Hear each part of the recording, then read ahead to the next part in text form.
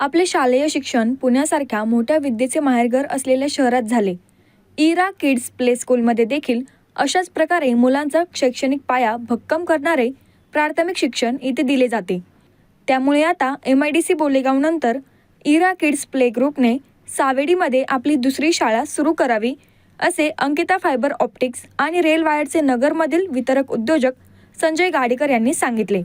बोलेगाव येथील इरा kids play ग्रुपच्या वार्षिक स्नेहसंमेलन, विविध गुणदर्शन आणि पारितोषिक वितरण समारंभाच्या कार्यक्रमात प्रमुख अतिथी म्हणून ते बोलत होते. यावेळी व्यासपीठावर रामदास साळुंके, शकुंतला साळुंके, संचालक रमेश साळुंके, मुख्याध्यापिका अर्चना साळुंके, शुद्धायू लाकडी घाणा उद्योग समूहाचे प्रमुख सौ सुवर्णा गाडेकर, प्रसन्न साळुंके, गौरी साळुंके आदी उपस्थित होते. कार्यक्रमाची सुरुवात प्रतिमा पूजन आणि दीपप्रज्वलनाने झाली. नंतर मान्यवरांचा सत्कार करण्यात आला. प्रास्ताविकपर भाषणात अर्चना साळुंके म्हणाल्या की इरा किड्स प्ले ग्रुपमध्ये गुणवत्तापूर्ण शिक्षण दिले जाते.